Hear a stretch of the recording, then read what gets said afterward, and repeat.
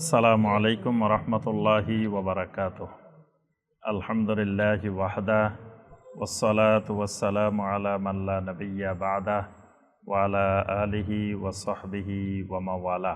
অবস্থা এবার আসি আমরা 12তম পর্বে। সেটা হলো এবার কুরাইশেরা নবী সাল্লাল্লাহু আলাইহি ওয়াসাল্লামের এই দাওয়াতকে ঠেকানোর জন্য কি কি পদ্ধতি অবলম্বন করছে এই বিষয়ের উপরে। 1 নম্বরে যে পদ্ধতিটা নিছে সেটা হলো ইসারাতুশ শুবুহাত হাওলা মাসদারিল কোরআন ওয়াল আল্লাযী জাআ বিহি। প্রথম তারা শুবহাত সৃষ্টি করার চেষ্টা করছে, সন্দেহ সৃষ্টি করা কোরআনে কারিমের উৎস নিয়ে। কোরআন কোথা থেকে আসে, কোরআনে কারিম কোথা থেকে আসে, এটার উৎসটা নিয়ে মানুষের মধ্যে একটা সন্দেহ সৃষ্টি করতে চেয়েছেন। এই জন্য তারা প্রথম বলছে যে ইন্নামা ইউআল্লিমুহু বাশার, যে কোরআন তো একজন মানুষ তাকে শিখাই যায়। আবার কেউ কেউ বলছে তার কাছে একজন জিন আসে, জিনে শিখাই যায়। এরকম বিভিন্ন ধরনের বিভ্রান্তি। তারপরে কেউ কেউ এসে বলছে মা লিহাজার রাসূল ইয়াকুলুত তাআম ওয়া ইয়ামশি ফিল আসওয়াক, আরে উনি কেমনে রাসূল হয়, উনি দেখি খাওয়া দাওয়া করে, আমরাও খাই উনিও খায়, আমরাও বাজারে যাই উনিও বাজারে যায়, আমরা বিয়ে শাদী করছি উনিও দেখি বিয়ে শাদী করছে, তো উনি রাসূল হয় কেমনে?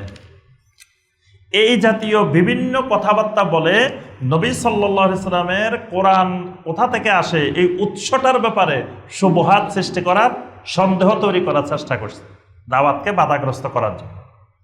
2 নম্বরে যেটা নিছে সেটা হলো কোরআনে কারিমকে তারা আসাতিরুল আউয়ালিন, মানে আসাতিরুল আউয়ালিন মানে পূর্বেকার যুগের গল্প কাহিনী, এই হিসাবে প্রচার করার চেষ্টা করছে যে এটা তো একটা কিচ্ছা কাহিনী, আগেকার যুগের কিছু কিচ্ছা কাহিনী। আসাতিরুল আউয়ালিন, কোরআনে কারিমের অনেক আয়াতে আল্লাহ পাক বলছেন ইদা তুতলা আলাইহি আয়াতুনা ক্বালা আসাতিরুল আউয়ালিন, যখনই আল্লাহর আয়াত তেলাওয়াত করা হতো তখনই বলতো এটা তো আসাতিরুল আউয়ালিন।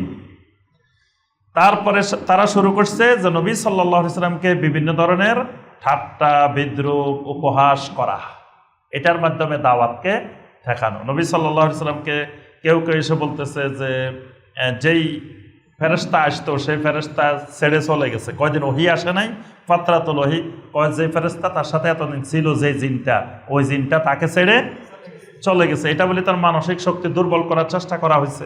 আল্লাহ পাক সূরা দোহা নাযিল করে বলেছেন ওয়াদ-দুহা ওয়াল-লাইলি ইযা সাজা মা ওয়াদ্দাআকা রাব্বুকা ওয়া মা ক্বালা, আপনার রব আপনাকে পরিত্যাগ করেন নাই, আপনার প্রতি অসন্তুষ্ট হন নাই, সম্পর্ক ত্যাগ করেন নাই, আল্লাহ পাক ঘোষণা দিয়ে নবী সাল্লাল্লাহু আলাইহি ওয়াসাল্লামকে সান্ত্বনা দিয়েছেন। আচ্ছা, এরপরে আরো বিভিন্নভাবে আপনার নবী সাল্লাল্লাহু আলাইহি ওয়াসাল্লামের বিরুদ্ধে বিভিন্ন অপবাদ, ঠাট্টা বিদ্রূপ, এগুলোর মাধ্যমে দাওয়াতকে স্তব্ধ করার চেষ্টা করা হয়েছে। এরপরে নবী সাল্লাল্লাহু আলাইহি ওয়াসাল্লাম যেখানে কোরআনে কারীম তেলাওয়াত করতেন সেখানে গিয়ে তারা শীষ দিত, তালি বাজাইত।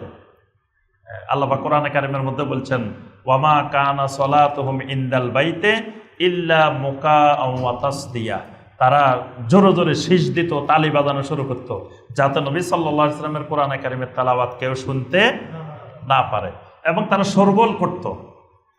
আল্লাহ পাক বলেন ওয়াকাল আল্লাযীনা কাফারু লা তাসমাউ লিহাদাল কুরআন ওয়ালগাউ ফীহি লাআল্লাকুম তাগলিবুন, কাফেররা বলতো খবরদার লা তাসমাউ লিহাযাল কুরআন, এই কোরআন তোমরা কেউ শুনিও না, ওয়ালগাউ ফীহি, যখন মুহাম্মদ সাল্লাল্লাহু আলাইহি ওয়াসাল্লাম কোরআন তেলাওয়াত করে তখন চিৎকার করবা, শোরগোল করবা, লাআল্লাকুম তাগলিবুন, তাহলেই তোমরা বিজয়ী হবে। অর্থাৎ নবী সাল্লাল্লাহু আলাইহি ওয়াসাল্লামের কোরআন যাতে কেউ তেলাওয়াত শুনতে না পারে, এই জন্য শীষ দেওয়া, তালি বাজানো, চিৎকার করা, শোরগোল করা, এগুলোর মাধ্যমে কোরআন শোনা থেকে মানুষকে দূরে রাখার চেষ্টা করা হলো। এরপরে আপনার নবী সাল্লাল্লাহু আলাইহি ওয়াসাল্লাম এবং সাহাবীদের উপরে শারীরিক নির্যাতনের রাস্তা তারা বেছে নিল। বেছে নেওয়ার পরে আল্লাহ রাসূল সাল্লাল্লাহু আলাইহি ওয়াসাল্লামের উপরে অনেকগুলো কঠিন আকারের নির্যাতন তারা করা শুরু করলো। একদিন আল্লাহ রাসূল সাল্লাল্লাহু আলাইহি ওয়াসাল্লাম বাইতুল্লাহর মধ্যে সালাত আদায় করতেছেন, নিজে একা একা সালাত আদায় করতেছেন, সহিহ আল বুখারী এবং মুসলিমের হাদিস। তখন উকবা ইবনে আবি মুআইত, এই শয়তান মসজিদে হারামের মধ্যে বসা, তার সাথে আবু জাহেল, উতবা ইবনে রবিয়া, সাইবা ইবনে রবিয়া, ওয়ালিদ ইবনে উকবা, উমাইয়া ইবনে খালদ, এরা সবাই বসা, সব নেতারা ইবলিসগুলো এক জায়গায় বসা, বসে বসে বলতেছে এই যে দেখো দেখো মুহাম্মদ সালাত আদায় করতেছে। আচ্ছা, এবার উকবা ইবনে আবি মুআইত উঠে বলতেছে আইয়ুকুম ইয়াজিউ বাসালাই জাজুরে বানি ফুলান ফায়াদাহু আলা জাহরে মুহাম্মদ, আরে মুহাম্মাদের এত সাহস, আমাদের সামনে সালাত আদায় করতেছে। এই কে আছো তোমরা? ওই জায়গায় একটা উটের নাড়ি বুড়ি আছে বড় আকারের, সেটা এনে মুহাম্মাদের পিঠের উপরে চাপাই দাও। তখন এই উকবা ইবনে আবি মুআইদ গিয়ে সে উঠে লাফ মেরে দাঁড়াইলো, দাঁড়ায় ওই সেখান থেকে উটের নাড়ি বুড়িটা এনে নবী সাল্লাল্লাহু আলাইহি ওয়াসাল্লাম যখন সেজদায় গেলেন, নবী সাল্লাল্লাহু আলাইহি ওয়াসাল্লামের পিঠের উপরে চাপাই দিলেন। এত ওজন এবং এত দুর্গন্ধ, তারা সিদ্ধান্ত নিল যে এটার ভারে সে আর উঠতে পারবে না, শ্বাস ফেলতে পারবে না এবং দুর্গন্ধে সে মারা যাবে। এজন্য তারা এইটা পিঠের উপরে দিয়ে এমন হাসাহাসি করতেছে, একজন আরেকজনের গায়ের উপরে পড়তেছে। আবু বকর সিদ্দিক রাদিয়াল্লাহু তাআলা আনহু তিনি দেখতে পেয়েছেন, তিনি দৌড়ায় গেলেন, কিন্তু আবু বকরকে তারা যাইতে দিল না। আবু বকরকে ধারে কাছে তারা যেতে দিচ্ছে না, তাদের উদ্দেশ্য নবী সাল্লাল্লাহু আলাইহি ওয়াসাল্লাম সেখানে মারা যাবে। এরপরে ফাতেমা রাদিয়াল্লাহু তাআলা আনহার কাছে খবরটা পৌঁছছে, তিনি দৌড়ায় এসে তখন এই ওটের নাড়ি বুড়িটা সরায়ে নবী সাল্লাল্লাহু আলাইহি ওয়াসাল্লামের পিঠের থেকে ওটের নাড়ি বুড়িটা সরাই দিলেন। এরপরে নবী সাল্লাল্লাহু আলাইহি ওয়াসাল্লাম সাজদা থেকে উঠলেন। উঠার পরে নবী সাল্লাল্লাহু আলাইহি ওয়াসাল্লাম এই 7 জনের নাম ধরে ধরে আল্লাহর কাছে বদদুয়া দিয়েছেন। নবী সাল্লাল্লাহু আলাইহি ওয়াসাল্লাম বলছেন, আল্লাহুম্মা আলাইকা বি আবি জাহাল ওয়া আলাইকা বি উতবা ইবনে রবিয়া ওয়া শাইবা ইবনে রবিয়া ওয়াল ওয়ালিদ ইবনে উতবা ওয়া উমাইয়া ইবনে খালফ ওয়া উকবা ইবনে আবি মুআইদ। এই সবগুলোর নাম ধরে ধরে বলছে, আল্লাহ এদেরকে, আবু জাহেলকে তোমার হাতে সুপর্দ করলাম, আল্লাহ তুমি তার বিরুদ্ধে প্রতিশোধ নাও। আল্লাহ উতবা ইবনে রবিয়াকে তোমার কাছে সুপর্দ করলাম, তুমি তার বিরুদ্ধে প্রতিশোধ নাও। এইভাবে সবাই নাম, 7 জনের নাম বলছেন। ও আদ্দা সাহাবে, 7 জনের নাম বলছেন। এই 7 জনের অধিকাংশই বদরের যুদ্ধে মারা গেছে সব, এবং এগুলা সবগুলারে ওই বদরের যে কূপটা, ওই কূপের মধ্যে পালানো হয়েছে। নবী সাল্লাল্লাহু আলাইহি ওয়াসাল্লামের এই বদদুয়ায় এরা সবাই বদরের যুদ্ধে একসাথে ওই মারা গেছে ওই যুদ্ধে, এবং ওই কূপের মধ্যে নিক্ষিপ্ত হয়েছে। একদিন আল্লাহ রাসূল সাল্লাল্লাহু আলাইহি ওয়াসাল্লাম সালাত আদায় করতেছেন, এমন সময় আপনার উকবা ইবনে আবি মুআইদ এই শয়তান এসে নবী সাল্লাল্লাহু আলাইহি ওয়াসাল্লামের গলার মধ্যে একটা চাদর পেঁচিয়ে এমন জোরে টান দিল যাতে নবী সাল্লাল্লাহু আলাইহি ওয়াসাল্লামের শ্বাস বন্ধ হয়ে মারা যান। তখন দৌড়ায় আবু বকর রাদিয়াল্লাহু তাআলা আনহু আসলেন, এসে বললেন, আতাকতুলুনা রাজুলান আন ইয়াকুলু আমান্না বিল্লাহ, তোমরা কি এই অপরাধে একজন লোককে মেরে ফেলবা যিনি বলেন যে আমান্না বিল্লাহ, আল্লাহর উপরে ঈমান আনলাম, এই ঈমান আনার অপরাধে তোমরা একটা লোককে মেরে ফেলবা? আবু বকর রাদিয়াল্লাহু তাআলা আনহুর এই কথাটা আল্লাহ পাক কোরআনে কারিমে উল্লেখ করে দিয়েছেন। এইভাবে আল্লাহ রাসূল সাল্লাল্লাহু আলাইহি ওয়াসাল্লামকে মেরে ফেলার জন্য বিভিন্ন ধরনের চক্রান্ত, মানে শারীরিক নির্যাতন নবী সাল্লাল্লাহু আলাইহি ওয়াসাল্লামের উপরে তারা শুরু করে দিল। আচ্ছা, এরপরে আবু বকর সিদ্দিক রাদিয়াল্লাহু তাআলা আনহু, তিনি তো প্রথম ইসলাম গ্রহণকারী এবং তিনি এই মক্কা মুকাররমার একজন সম্ভ্রান্ত মানুষ। এখন নবী সাল্লাল্লাহু আলাইহি ওয়াসাল্লাম প্রথম প্রকাশ্যে দাওয়াত দিচ্ছেন, আর সাহাবীদের মধ্যে আর কেউ এখনো প্রকাশ্যে প্রথমে দাওয়াত দেন না। এখন কে প্রথম দাওয়াত দিবেন? আবু বকর রাদিয়াল্লাহু তাআলা আনহু বলেন, আনা আউয়ালুন মান আদউ ইলাল্লাহ, আমি প্রথম যে মানুষকে আল্লাহর দিকে ডাকবো, প্রকাশ্যে ডাকবো। আচ্ছা, আবু বকর রাদিয়াল্লাহু তাআলা আনহু সাহস করে গেলেন ওই বাইতুল্লাহর ভিতরে দাওয়াত দেওয়ার জন্য। সেখানে কিছু লোক বসা, আবু বকর রাদিয়াল্লাহু তাআলা আনহু প্রথমে গিয়ে প্রকাশ্যে তাদের সামনে দাওয়াত দেওয়া শুরু করলেন। দাওয়াত দেওয়ার পরে তারা বলতেছে, তো আবু বকর এগুলো কি বলতেছে? এগুলো তো মনে হয় মুহাম্মদ সাল্লাল্লাহু আলাইহি ওয়াসাল্লাম যেগুলা বলে সেগুলোই বলতেছে, এ তো মনে হয় মুহাম্মদের অনুসারী হয়ে গেছে। তখন এই উতবা ইবনে রবিয়া এসে তার পায়ের জুতা খুলে আবু বকর রাদিয়াল্লাহু তাআলা আনহুর চেহারার উপরে এমন জোরে জোরে জুতা দিয়ে আঘাত করছেন, আবু বকর রাদিয়াল্লাহু তাআলা আনহু রক্তাক্ত হয়ে সেখানে বেহুশ হয়ে বাইতুল্লাহর মধ্যে পড়ে গেলেন। এরপরে তাকে ধরে ঘরে আনা হলো। সবাই মনে করলেন যে আবু বকর মারা যাবেন, তার গোত্রের লোকেরাও মনে করছে মারা যাবেন। তার গোত্রের লোকেরা শপথ করছে, যদি আবু বকর মারা যায় আমরা সাথে সাথে উতবা ইবনে রবিয়াকে হত্যা করব। এরপরে সকাল থেকে তিনি বেহুশ অবস্থায় আবু বকর রাদিয়াল্লাহু তাআলা, সন্ধ্যার সময় তিনি তার হুঁশ ফিরে আসছে। ফিরে আসার পরে তিনি যখন চোখ খুলছেন তার হুঁশ ফিরে আসছে। তখন আবু বকর রাদিয়াল্লাহু তাআলার জবান থেকে প্রথম কথা যেটা বাহির হয়েছে সেটা হলো আইনা রাসূলুল্লাহ সাল্লাল্লাহু আলাইহি ওয়াসাল্লাম, কাইফা হালু রাসূলিল্লাহ সাল্লাল্লাহু আলাইহি ওয়াসাল্লাম, আমার রাসূল কোথায়, আল্লাহ রাসূল কোথায়, আল্লাহ রাসূলের কি অবস্থা। তখন সাথে যারা ছিল তারা বলে যে ও বুঝছি, এত মুহাম্মদ সাল্লাল্লাহু আলাইহি ওয়াসাল্লামের অনুসারী হয়ে গেছে।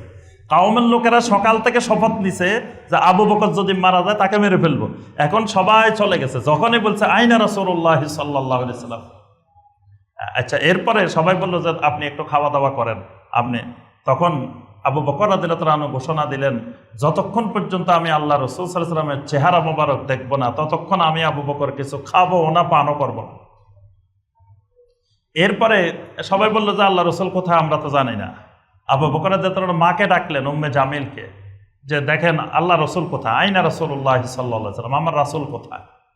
মানে উনি মনে করছেন যে আমার রাসূলকে আবার মেরে ফেলছে কিনা, আমি তো বেহোশ হয়ে গেছে, আমার উপরে নির্যাতন আসছে, কিন্তু এখন আমার রাসূল আছে কিনা। উম্মে জামিল বললেন না আমি তো জানি না। তার মা বললেন আমি তো জানি না। বললেন যে খাত্তাবের মেয়ের কাছে গিয়ে আপনি খবর নিয়ে আসেন। মানে তখন ওমরের বোন ইসলাম গ্রহণ করছে। বলছেন যে আপনি খাত্তাবের মেয়ের কাছে যান, গিয়ে আমার রাসূলের খবর নিয়ে আসেন। আবু বকর রাদিয়াল্লাহু তাআলার মা খাত্তাবের মেয়ের ঘরে গেলেন। এখন তিনি ইসলাম গ্রহণ করছেন গোপনে। তাকে যাই আবু বকর রাদিয়াল্লাহু তাআলার মা বলতেছে, এই তুমি মুহাম্মদ সাল্লাল্লাহু আলাইহি ওয়াসাল্লামের খবর জানো? ও না, আমি মুহাম্মদও চিনি না, আবু বকরও চিনি না। মানে সব মানুষের সামনে জিজ্ঞাসা করতেছে। দেখেন উনি যদি বলে যে এই খবর তো সবাই জেনে ফেলবে না। উনি আবু বকর রাদিয়াল্লাহু তাআলা আনহুর মায়ের সাথে ওনার ঘরে আসছে, উনি তো সবে চিনে সবে জানে। আসছেন, এসে আবু বকর রাদিয়াল্লাহু তাআলা আনহুকে দেখছেন। দেখার পরে তিনি বলছেন আল্লাহ রাসূল সাল্লাল্লাহু আলাইহি ওয়াসাল্লাম আরকাম রাদিয়াল্লাহু তাআলা আনহুর ঘরে আছেন। আবু বকর রাদিয়াল্লাহু তাআলা বলেন আমাকে আরকামের ঘরে নিয়ে যান। এরপরে দুইজনে কাঁধে ভর করে আবু বকর রাদিয়াল্লাহু তাআলা আনহুকে ওই আরকাম রাদিয়াল্লাহু তাআলা আনহুর ঘরে নিয়ে গেল। আল্লাহ রাসূল সাল্লাল্লাহু আলাইহি ওয়াসাল্লাম আবু বকরকে দেখে জড়াই ধরলেন এবং চেহারার মধ্যে চুম্বন দিলেন। তারপরে নবী সাল্লাল্লাহু আলাইহি ওয়াসাল্লাম খোঁজখবর জিজ্ঞাসা করলেন। এই প্রথম আবু বকর রাদিয়াল্লাহু তাআলা আনহুর উপরে এই প্রকাশ্যে দাওয়াত দেওয়ার পরে নির্যাতন নেমে আসে। সর্বপ্রথম প্রকাশ্যে কোরআনে কারীম তেলাওয়াত করেন আব্দুল্লাহ ইবনে মাসউদ রাদিয়াল্লাহু তাআলা। আব্দুল্লাহ ইবনে মাসউদ রাদিয়াল্লাহু তাআলা বাইতুল্লাহর মধ্যে গিয়ে প্রথমে তিনি কোরআন তেলাওয়াত শুরু করছেন, জোরে জোরে কোরআন তেলাওয়াত শুরু করছেন। শুরু করার পরে তিনি ছিলেন উকবা ইবনে আবি মুআইতের রাখাল ছিলেন আগে। এরপরে আব্দুল্লাহ ইবনে মাসউদ রাদিয়াল্লাহু তাআলার উপরে চতুর্দিক থেকে এমন আক্রমণ, এমন অত্যাচার, এমন মার, আব্দুল্লাহ ইবনে মাসউদ রাদিয়াল্লাহু তাআলা আনহু সেখানে এই নির্যাতনে বেহুশ হয়ে রক্তাক্ত হয়ে গেছে। এরপরে আপনার মুসআব ইবনে উমাইর রাদিয়াল্লাহু তাআলা আনহু, তিনি এক ধনাঢ্য পরিবারের সন্তান, মক্কার যুবক, তাকে বলা হয়তো শাবাবে মক্কার মধ্যে সবচাইতে সুদর্শন, এবং তিনি সবচাইতে দামি দামি জামা পরিধান করতেন, সবচাইতে ব্যতিক্রমী জিনিস পরিধান করতেন। মুসআব ইবনে উমাইর রাদিয়াল্লাহু তাআলা আনহু তিনিও ইসলাম গ্রহণ করছেন। তার মা তাকে ঘরের মধ্যে হাত পা বেঁধে বন্দি করে রাখছেন, ঘর থেকে বের হওয়া যাবে না। এরপরে তিনি কিছুদিন পরে মুসআব ইবনে উমাইর রাদিয়াল্লাহু তাআলা আনহু আস্তে আস্তে আবিসিনিয়া হিজরত করছেন। সেখান থেকে তিনি মদিনা গেছেন এবং মদিনাতে তাওহীদের দাওয়াত প্রচারের ১ নম্বর ব্যক্তি হলেন মুসআব ইবনে উমাইর রাদিয়াল্লাহু তাআলা আনহু। এরপরে বেলাল ইবনে রাবাহ রাদিয়াল্লাহু তাআলা, তার নির্যাতন তো সবচাইতে করুণ নির্যাতন। তিনি উমাইয়া ইবনে খালফের গোলাম, তাকে দিনের বেলায় গলার মধ্যে রশি লাগাই মক্কার ছেলেদের হাতে ছেড়ে দেওয়া হতো। তারা রাস্তার মধ্যে টেনে টেনে তাকে নিয়ে যেত, তার পুরো শরীর থেকে রক্ত বের হতে থাকতো, কারণ পাথরের গোসায়, বালুর গোসায়। এরপরে আপনার নেতারা এসে যতক্ষণ শক্তি থাকতো ততক্ষণ তাকে পিটাইতো। এরপরে উত্তপ্ত বালুর মধ্যে, পাথরের মধ্যে তাকে শোয়াই বুকের উপরে পাথর চাপা দিয়ে রাখতো। আর বেলাল রাদিয়াল্লাহু তাআলা শুধু চিৎকার দিয়ে দেবেন আহাদ আহাদ আহাদ, শুধু জবান দিয়ে আহাদ বলতেন। আল্লাহ রাসূল সাল্লাল্লাহু আলাইহি ওয়াসাল্লাম একদিন দূরের থেকে শুনলেন আহাদ। আল্লাহ রাসূল সাল্লাল্লাহু আলাইহি ওয়াসাল্লাম বলেন আহাদুন ইউনজিকা, তুমি যে আহাদকে ডাকতেছো ওই আহাদ তোমাকে অচিরেই মুক্তি দিবেন। আল্লাহ রাসূল সাল্লাল্লাহু আলাইহি ওয়াসাল্লাম আবু বকর রাদিয়াল্লাহু তাআলা আনহুর কাছে এসে বলেন, আবু বকর, যে ইন্না বেলালান ইউআযযাবু ফিল্লাহ, বেলাল তো আল্লাহর কারণে কষ্ট পাচ্ছে, আল্লাহর দ্বীনের জন্য বেলাল কষ্ট পাচ্ছে। এরপরে বেলাল রাদিয়াল্লাহু তাআলা আনহু ওই মালিকের কাছে গেলেন, যাই বললেন যে আপনার এই গোলামকে আজাদ করে দেন। বলে যে না, আমাকে অনেক মূল্য দিতে হবে। তো বললো যে আমি এই গোলামের পরিবর্তে আরেকটা গোলাম দেব। একটা কাফের গোলাম ওই মালিককে দিয়ে দিচ্ছেন, আরো অনেকগুলো টাকা দিচ্ছেন, মুদ্রা দিচ্ছেন, আরো অনেক কিছু দিয়ে তারপরে বেলাল রাদিয়াল্লাহু তাআলা আনহুকে মুক্ত করে নিয়ে আসছেন। এই জন্য ওমর রাদিয়াল্লাহু তাআলা আনহু সবসময় বলতেন, ইন্না আবা বকর সাইয়্যিদুনা ওয়া আতাকা সাইয়্যিদানা।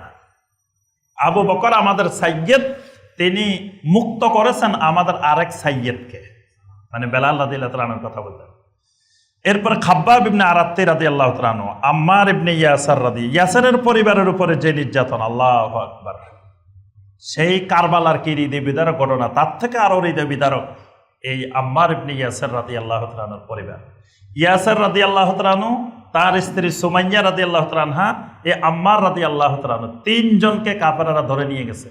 ধরে নিয়ে গিয়ে আপনার ইয়াসার রাদিয়াল্লাহু তাআলা আনহুকে এমন নির্যাতন, পৃথিবীর ইতিহাসে কোনো মানুষ মানুষের উপরে এরকম নির্যাতন করতে পারে না। ওনার চোখের মধ্যে আপনার বিভিন্ন ধরনের রড, লাঠি ঢুকাই দেওয়া হয়েছে, মুখে দিয়ে লাঠি ঢুকাই দেওয়া হয়েছে, নাক দিয়ে লাঠি ঢুকাই দেওয়া হয়েছে, এমন ধরনের নির্যাতন ইয়াসার রাদিয়াল্লাহু তাআলা আনহুকে। এরপর আল্লাহ রাসূল সাল্লাল্লাহু আলাইহি সাল্লাম দূরে দিয়ে থেকে দেখতেছিলেন, কিন্তু কিছু করার নাই।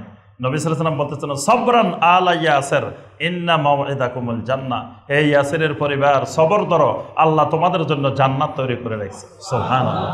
এরপরে ইয়াসির রাদিয়াল্লাহু তাআলা আনহু অত্যাচার সহ্য করতে পারেন না, শহীদ হয়ে গেছেন। এরপরে তার স্ত্রী সুমাইয়া রাদিয়াল্লাহু তাআলা আনহা, সুমাইয়াকে আবু জাহেল নিজে সুমাইয়ার গোপন অঙ্গ দিয়ে বর্ষা ঢুকে তাকে শহীদ করে। এবং কোন কোন সিরাতের কিতাবে লিখছে যে তাকে 2 উটের সাথে 2 পা বেঁধে দিয়ে, মানে 2 উটকে 2 দিকে চালাই দিছে, ওনাকে ছিঁড়ে 2 ভাগ করে ফেলছে। ইসলামের প্রথম শহীদ এই সুমাইয়া রাদিয়াল্লাহু তাআলা আনহা। এই নিজের চোখের সামনে আম্মার রাদিয়াল্লাহু তাআলা আনহু দেখছেন তার মা শহীদ হয়েছেন, বাপ শহীদ হয়েছেন। এরপরে তার উপরে নির্যাতন, তাকে বলতেছে তুমি মুহাম্মদকে গালি দাও, গালি দিলে তোমাকে ছেড়ে দিব। শেষ পর্যন্ত আম্মার রাদিয়াল্লাহু তাআলা আনহু নবী সাল্লাল্লাহু আলাইহি ওয়াসাল্লামকে গালি দিয়েছেন। দেওয়ার পরে তাকে ছেড়ে দিছে। ছেড়ে দেওয়ার পরে তিনি কাঁদতে কাঁদতে নবী সাল্লাল্লাহু আলাইহি ওয়াসাল্লামের কাছে আসছেন। এসে বলছেন, ইয়া রাসূলুল্লাহ সাল্লাল্লাহু আলাইহি ওয়াসাল্লাম, আমি তো আমার মাকে শহীদ হইতে দেখছি, আমার বাবাকে শহীদ হইতে দেখছি, আর আমি সহ্য করতে পারি নাই, আমি শেষ পর্যন্ত আপনাকে গালি দিয়ে ফেলছি। নবী সাল্লাল্লাহু আলাইহি ওয়াসাল্লাম বলেন, কাইফা তাজিদু কালবাকা, যখন তুমি গালি দিছো তোমার অন্তরের অবস্থাটা কেমন ছিল? তখন আম্মার ইবনে ইয়াসার রাদিয়াল্লাহু তাআলা বলেন, কালবি মুতমাইন্নুন বিল ঈমান, আমার অন্তরে আপনার প্রতি পরিপূর্ণ ভালোবাসা বিদ্যমান ছিল। নবী সাল্লাল্লাহু আলাইহি ওয়াসাল্লাম বলেন, ওয়াইন আদু উদ, যদি তারা তোমাকে আরেকবারও এরকম নিয়ে যায় তুমি আবারও এরকম গালি দিও। আর নবী সাল্লাল্লাহু আলাইহি ওয়াসাল্লামের এই কথার সমর্থনে আল্লাহ পাক কোরআনে কারিমের আয়াত নাযিল করেছেন, মান কাফারা বিল্লাহি মিন বাদি ঈমানিহি ইল্লা মান উকরিহা ওয়া কলবুহু মুতমাইন্নুন বিল ঈমান। যে আল্লাহ পাক বলছে, কেউ যদি ঈমান আনার পরে কুফরি করে এবং সেই কুফরিটা যদি বাধ্য হয়ে করে, তার অন্তর ঈমানের প্রতি মুতমাইন থাকে, তাহলে আল্লাহ পাক এটাকে কুফরি হিসাবে গণ্য করেন না। সুবহানাল্লাহ। এইভাবে আপনার সোহাইব রুমি রাদিয়াল্লাহু তাআলা আনহু, আমির ইবনে ফুহাইরা রাদিয়াল্লাহু তাআলা আনহু, অসংখ্য সাহাবায়ে কেরামের উপরে কঠিন নির্যাতন নেমে আসে এই প্রকাশ্য দাওয়াতের পরে। এই নির্যাতনের মাধ্যমে তারা চেষ্টা করেছিল তাওহীদের দাওয়াতকে পৃথিবী থেকে নিচ্ছিন্ন করে দেবে, কিন্তু আল্লাহ পাক চাইলেন লিইউযহিরাহু আলা দ্বীনি কুল্লি ওয়ালাউ কারিহাল মুশরিকুন। কাফেররা যতই অপছন্দ করুক না কেন, আল্লাহ পাক আল্লাহর তাওহীদকে সারা পৃথিবীতে বিজয়ী করবেন, তাওহীদকে প্রসার করবেন, এটা আল্লাহর ইচ্ছা। সুতরাং কাফেরদের এই নির্যাতন দিয়েও তাওহীদের দাওয়াতকে ঠেকাইতে পারে নাই। তো আজকে এই পর্যন্তই। আমরা ইনশাআল্লাহ পরবর্তী পর্বে এরপর থেকে ইনশাআল্লাহ আলোচনা করব। আল্লাহ রাব্বুল আলামিন আমাদের সবাইকে নবী সাল্লাল্লাহু আলাইহি সাল্লামের সিরাতকে জানার, বোঝার, নবী সাল্লাল্লাহু আলাইহি সাল্লামের সুন্নতের পরিপূর্ণ ইত্তেবা করার, নবী সাল্লাল্লাহু আলাইহি সাল্লামের মহব্বত অন্তরে ধারণ করার আল্লাহ পাক আমাদের সবাইকে তৌফিক দান করুন। আমিন ইয়া রাব্বাল আলামিন। সুবহানাকা আল্লাহুম্মা বিহামদিকা আশহাদু আল্লা ইলাহা ইল্লা আনতা আস্তাগফিরুকা ওয়া আতুবু ইলাইক।